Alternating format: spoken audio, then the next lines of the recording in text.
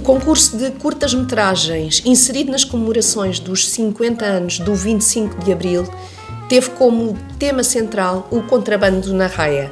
Num regresso ao passado, revisitámos os cenários onde foram gravados o segundo e terceiro os classificados, com tenda palco de contrabandistas e de contrabando e a herança dos contrabandistas, e conversámos com a autora Isabel Balancho, natural de Santo Aleixo da Restauração. Bom dia, Isabel. Bom dia. Muito obrigada por nos ter recebido aqui neste... Todo o prazer. Bom dia a todos os ouvintes da Rádio Planície. Neste local de história. Verdade. Podemos começar por falar sobre as curtas-metragens. Quanto tempo demorou a preparar estes dois projetos? O primeiro projeto do contrabando e contrabandistas já estava na minha cabeça só. Já antes da pandemia. Ainda fomos ver os locais e aquilo tudo. E depois daí eu depois de ver os locais, comecei a montar a história na minha cabeça. Tudo, não tinha nada escrito. E agora foi muito rapidamente que eu fiz, porque já tinha tudo mais ou menos engendrado na minha cabeça. Escrevi aquilo, escolhi as pessoas que se adonavam com este tipo de personagens que é no contrabando. Porque o contrabando é algo que me marcou, porque eu via falar da morte deste tal moço e conhecíamos a família. Portanto, isso levou-me a contar a história que foi verdadeira, que é assente em factos verdadeiros. Tudo tem. As pessoas por vezes riam que aparecia lá atrás de uma moiteira, pronto, a fazer as suas necessidades. Isso aconteceu em Santo Aleixo. Isso aconteceu com um contrabandista que, como os espanhóis não vieram buscar a mercadoria, ele teve de se esconder no mato durante a noite. Só que uma loba que estava parida perto, sentem. E como na altura havia muitos montes, e todos os montes tinham cães, tinham gado, tinham cães para os guardar. Os cães, ouvindo o uivo dos lobos, o senhor apanhou um medo muito, muito grande. E daí nunca mais foi fazer contrabando. Portanto, a parte, tudo existiu, aquilo do guarda dizer matámos um homem, e o outro diz não matámos, mataste. Foi tudo baseado em factos mesmo verídicos. Baseado em factos verídicos. Era nas tabernas, era por olhares, era por gestos, piscadelas de olho, enrodilhava-se, portanto, a saída à noite, por volta aí das 10 horas, saíam sempre distanciados em uns 8 metros, cada um, no caso de o guarda ou os carabineiros apanharem os outros safarem o que levavam, que era o pão para a mesa. Eu chamo-lhe o contrabando para a barriga, aqui em Santo Aleixo, porque não era um contrabando de grande alcance aqui. Era pessoas mesmo pobres, que não tinham mais nada, porque foi a única coisa Depois foi a Guerra Civil de Espanha, e que originou isto também foi os regimes totalitários, as fronteiras, e isso fazia com que as pessoas... Criou-se mesmo aquilo... o toque para este tipo de contrabando. Era a única saída de sobrevivência daqui das pessoas daqui de Santo Aleixo. Havia os lavradores, poucos, havia os ceareiros, que eram mais, e depois havia as pessoas que trabalhavam para os ceareiros. E essas pessoas, às vezes, a maior parte deles trabalhavam de dia e iam de noite. Já viu o sacrifício dessas gentes. E a Isabel tinha contrabandistas na família? Não tinha. Portanto, escreveu estas duas curtas baseadas nas memórias... Em tudo o que eu vi. De tudo o que eu vi. Francisca, uma pessoa muito antiga e muito sábia. Uma pessoa sem escolaridade, mas tinha uma sapiência enorme. Eu gostava de ouvir as profecias do Bandarra, todas de cor, ensinadas por ela. Isso, hoje as pessoas até se riem e dizem, as profecias do Bandarra, ninguém liga a isso. Eu liguei, logo pequenita liguei a este tipo de coisas, percebe? E ia beber a essas pessoas mais velhas. E depois havia a possibilidade de a família viver em família, porque à volta da lareira, à noite para onde é que se ia? Não havia televisões, não havia rádio, à volta havia da conversa. lareira juntava-se, os avós tratavam dos netos, os netos tratavam dos avós, as mães não trabalhavam, também estavam em casa, portanto havia uma outra dinâmica familiar, o que agora infelizmente não existe. E através dessas conversas que eu ia bebendo, sempre fui muito perspicaz com este tipo de coisas, especialmente, fui adquirindo esses conhecimentos e que continuo, porque isto do contrabando há mais de 20 anos que eu ando a fazer pesquisas, eu tive ali pessoas na minha associação, contrabandistas mesmo, já com 90 e tais, e eles eram chamados ali e contavam-me todos os pormenores, como era, como não era, coisas arrepiantes, sabe? Arrepiantes mesmo. Essas histórias arrepiantes que a marcaram, o que é que contam? Olha, marcou-me uma entrevista que fiz ao tio Chico Manel e o Casca Fina, é tudo alcunhas. Pessoas assim já idosas, o homem não chora. E eu vi as lágrimas bailando nos olhos deles e a voz embargada. Como me contaram que tinham filhos e não tinham nada para lhe dar de comer. E eles nem botas tinham. Eles iam com sapatos de trapo, com os chinelos comprados, adquiridos em Espanha. Depois fazia-se o contrabando também, do outro lado para cá também havia. E eles, o que mais lhe custava era terem que fazer o caminho, onde sentiam a guarda ou os carabineiros, todo recuando, para despistarem com os passos. Eles pensavam que eles tinham vindo para trás, mas eles iam para a frente, iam dar recuas, o caminho todo. Quer fosse de lama, quer fosse de pó, e eles tinham que fazer aquilo. E principalmente o que eles mais... Vi que eles sofriam muito e que tinham ideias na cabeça que eu via que eles queriam esquecer, apagar completamente, mas não. O uivo dos lobos, diz que é horrível. O medo e o uivo dos lobos e o medo de lhes tirarem o pão daquilo que levavam, não é? Todo o contrabando que levavam. Depois ganhavam 50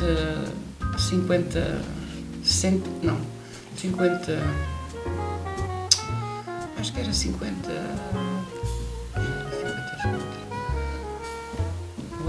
parece que ainda me estou a recordar. Vidas muito duras para pôr o pão na mesa, não é? Sim, muito mesmo. A taberna onde nos encontramos, um dos locais de filmagem, portanto, da contenda, palco de contrabandistas e de contrabando, era o sítio onde se tomavam as decisões importantes e os caminhos a definir aqui pela contenda.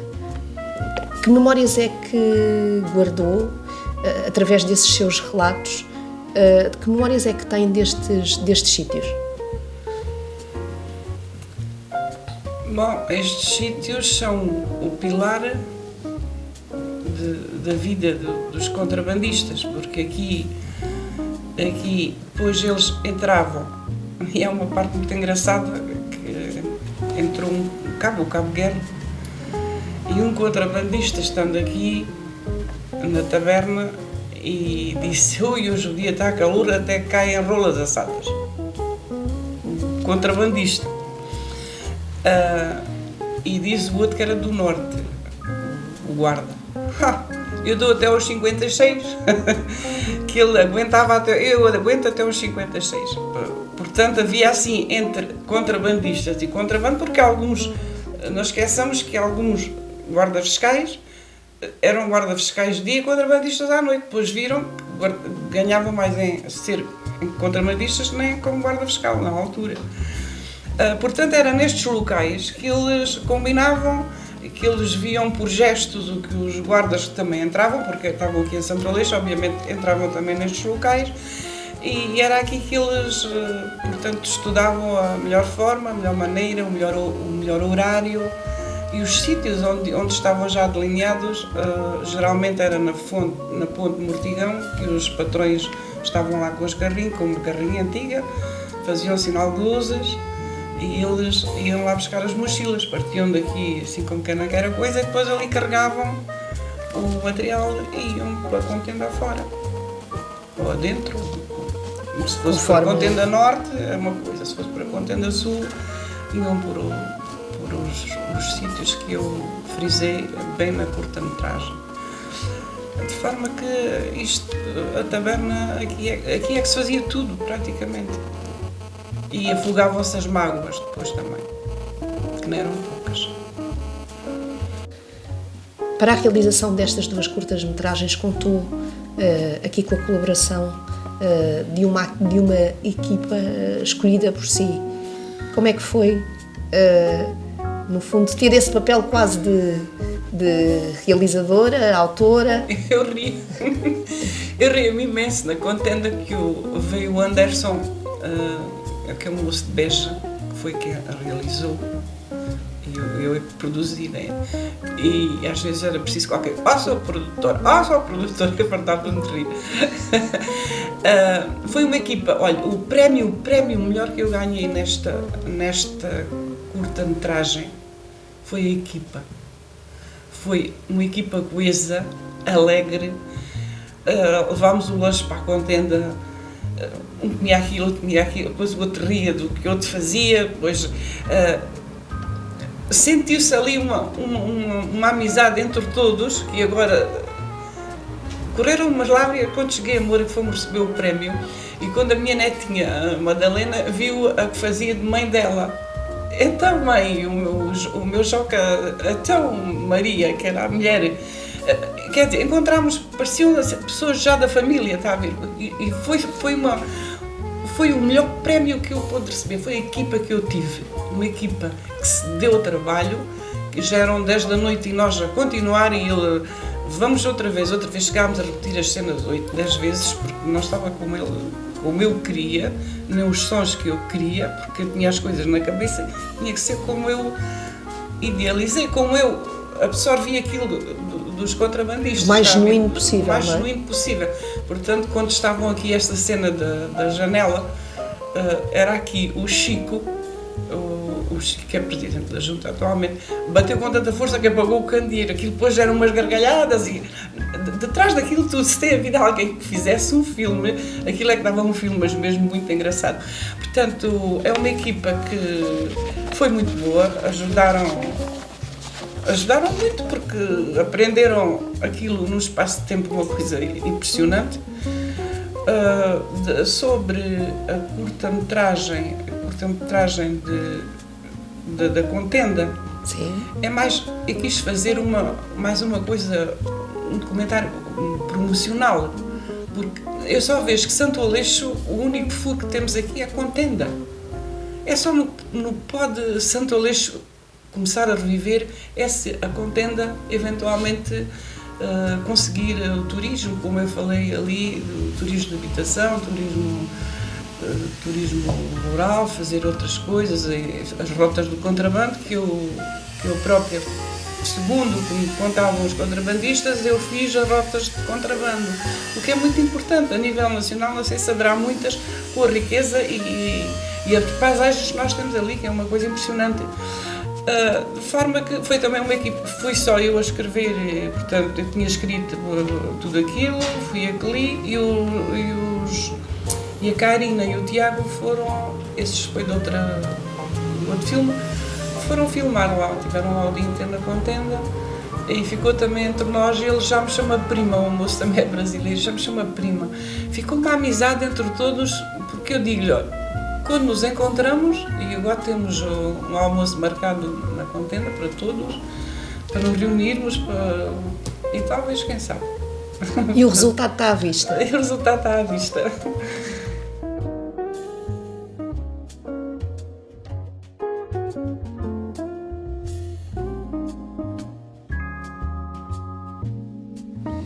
O Contrabando na Raia faz parte das comemorações dos 50 anos do 25 de Abril, data que também nos trouxe aqui. O que é que significa para si este dia? Na altura, Isabel tinha 24 anos, quando se deu o 25 de Abril. Quando se deu o 25 de Abril, eu não estava em Portugal, estava em África na altura, e recordo-me perfeitamente que estávamos na casa de pessoal, que era tipo, aqui se chama as associações, a casa de pessoal da Diamanga, da Companhia Diamantes de Angola. E está tudo a ouvir a rádio e as notícias vinham em catadupa da metrópole, que tinha caído, já não havia Salazar, já não havia o Estado Novo e todos muito felizes, porque também sentíamos essa opressão. Felizes, ficámos com a notícia da liberdade, o grito da liberdade, pensar que, pronto, partiram-se as amarras de algo que nos estava a amarrar, não termos, talvez, sei lá, liberdade de expressão, liberdade para fazer determinadas coisas. As mulheres viviam praticamente em casa, não se viam no café, não saíam, só os funerais, onde se viam as mulheres. Portanto, as pessoas lá ficámos todos muito contentes. Depois, talvez fosse um bocado precipitado, entretanto, após o 25 de Abril, sofremos um bocado. Foi a altura dos refugiados e a altura de ninguém nos compreender. Eu acho que na altura ninguém nos compreendeu. Maltratados de um lado e do outro, está a perceber? De forma que fiquei feliz pela liberdade, fiquei feliz por ver que havia pessoas a sofrer e maltratadas por ter determinadas ideias. As ideias são nossas e ninguém pode interferir nisso. Mas, portanto, para mim não foi... Eu tive um bocado da minha vida perdido. Vim com um filho nos braços e chegar aqui no teu trabalho e as pessoas maltratarem-nos, a ponto de dizerem que o sangue dos refugiados havia de correr nas regadeiras. Isso fez-nos muito mal. O que nos fez depois partir para outros lados, à procura de trabalho, que era o que nós, na altura, outros horizontes, não pretendíamos ficar aqui, pretendia outros conhecimentos. Agora que já os adquiri, quero estar na minha terra e ninguém me tira. Portanto, o 25 de Abril, quer dizer, eu não posso ter a reação que outra pessoa que sofresse na pele tinha. Por exemplo, sempre fui... Acho que eu sempre tive liberdade. Os meus pais davam-me liberdade, era criança, eu lembro-me de estar à volta da lareira e os meus pais falavam muito nisso. Falavam muito no regime. Eu ouvia aquilo, era pequenita, eu ouvia aquilo. E depois lembro-me de dizerem: não fales alto, que o som das vozes sai por cano da chaminé. E havia aqui em Santo Aleixo bufos, rapido. Na altura ganhavam 25 tostões. E essas pessoas depois iam bufar. E ouvia aquelas conversas, portanto, sabia que existia alguma coisa, mas eu própria, como criança, pois não senti isso bem na pele. Não sabia o que se passava. Agora, imagina eu agora com uma serrilha, com umas correntes, não podia ser. De forma que, pronto, não posso contar, não posso transmitir-lhes aquilo que as pessoas aqui... que eu tive esse percalço na vida, tivemos todos, eu sofri muito, eu estive prisioneira, porque depois ninguém se entendia, a coisa foi, acho que não foi muito bem feita, porque eu e o meu filho ficámos reféns 2 dias em Angola, quando tentávamos fugir para Portugal. Vinhamos num avião fretado pela Diamanga e saímos às 3 da manhã. Tinham morto um sim. Havia há poucos dias. Coisas horríveis. De forma que viemos de noite, Cócaras, ter o autocarro que nos trazia para Henrique Carvalho. Mas antes de Henrique Carvalho começámos a ver muitos tropa no caminho, aquilo era tudo caminhos com muito pó. E vimos qual era o partido, que era o FNLA, porque havia três, era o MPLA, a FNLA e a UNITA.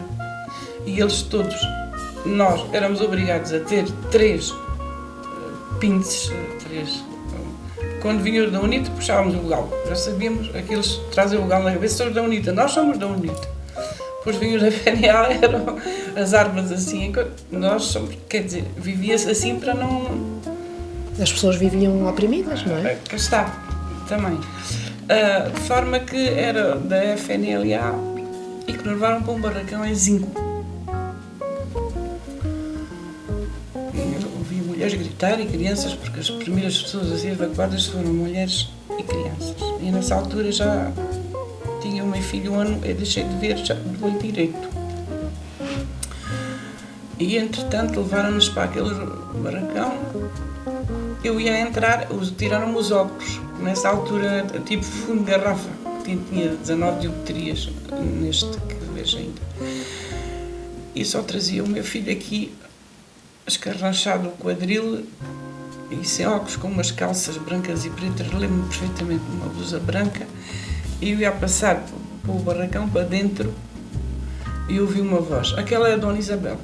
Mas volto-me para trás e vejo um moço que tinha estado connosco, Henrique Carvalho, eu tive uns anos em Henrique Carvalho também, a trabalhar antes de ir para a Diamante, e que nós acolhíamos como familiar, porque lá não se dizia o preto ou o branco, está um português, é um português, e só o facto de ser português podia ser bandido, podia ser, era português, era nosso, de forma que o Zé Júlio, que até hoje nunca mais soube notícias dele, foi chamado pela tropa portuguesa para haver negociações connosco, com os reféns.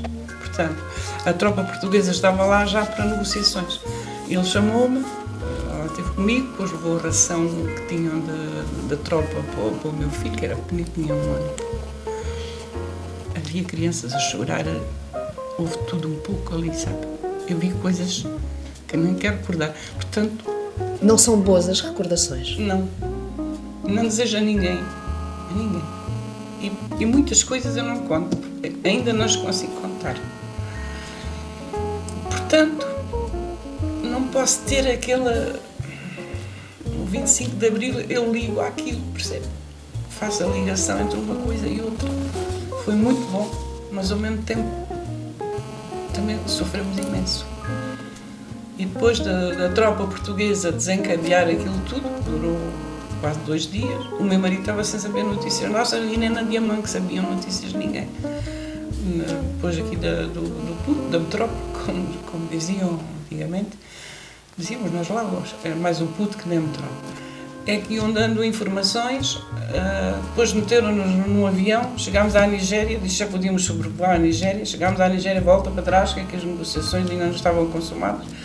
Bom, aquilo foi... E chegámos a Lisboa e estava a Cruz Vermelha à nossa espera, com os cobertores cinzentos à riscas. São memórias que não se esquecem, não é? Também... Que a marcaram. Marcaram muito. Até depois vim para a terra, para a casa dos meus pais. E aí como é que foi? Como é que encontrou a família? Como é que houve alguma mudança aqui que tenha sido na família positiva? Os seus pais trabalhavam no campo, não era? O meu pai era agricultor, a minha mãe estava em casa. Sentimos o calor da família, obviamente, do pai, da mãe, da irmã e alguns primos que também nos ajudaram, mas difícil para o marido encontrar trabalho, muito difícil. E entretanto o meu pai tinha uma outra casa, que hoje tem a Associação Sol da Vida, e eu abri ali uma loja pequenita e digo, não, podemos deixar cair os braços, temos que gasar as mangas e nós vamos.